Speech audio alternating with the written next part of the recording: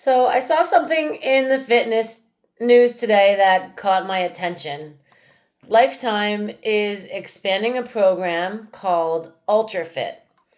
And when I read what the program includes, I had to laugh a little because it's sprint intervals, strength training, stability, agility, recovery, different durations and different intensities, all within a coached training environment. And I thought, wait a minute, we already have a name for this: CrossFit.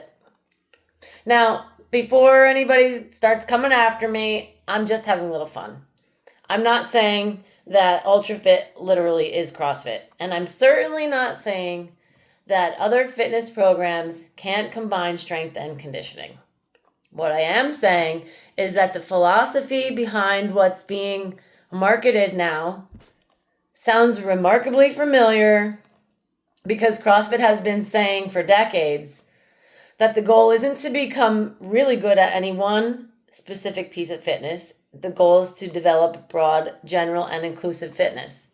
CrossFit describes its methodology as constantly varied functional movement performed at a high intensity, or more appropriately, relative intensity for the individual.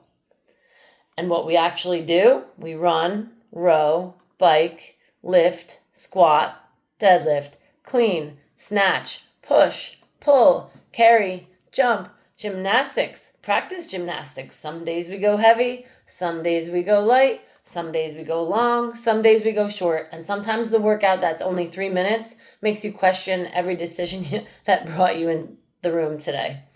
And sometimes we're deliberately slowing everything down because we're trying to learn skills. And that's the point. The original methodology talked about preparing people for the unknown and unknowable and summarized its approach pretty beautifully as our specialty is not specializing. And now, that's why I find this current fitness conversation so interesting. Right now, we're hearing constantly about longevity, build muscle, improve your VO2 max, maintain balance, develop cardiovascular fitness, stay powerful as you age, maintain mobility, preserve independence. Absolutely, all of those things we should be doing. But those are not separate fitness programs. That's what we've been trying to develop through CrossFit all along. CrossFit actually describes general physical preparedness across 10 physical skills: cardiovascular endurance, stamina, strength, flexibility, power, speed, coordination, agility, balance, and accuracy.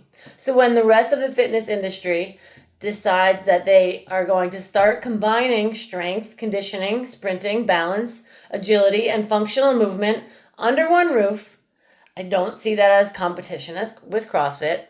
I see that as validating the underlying idea, because maybe people are finally realizing that healthy isn't about having the highest VO2 max or the biggest deadlift or the fastest mile or the most muscle. It's about developing enough capacity across all of those areas so that your body is prepared for whatever life asks you to do. And there's one more piece that matters: coaching. CrossFit isn't simply a collection of exercises thrown together to make you feel tired or sweaty. A good CrossFit coach is always deciding, what is the intended stimulus today? What is the appropriate version for the person standing in front of me? Should we change the load? Should we change the movement? Should we push the intensity? Or do we need to pull it back and work on mechanics? And that's why CrossFit mechanics, consistency, and intensity progression matters. We're not trying to destroy you every day. We're trying to build you over years.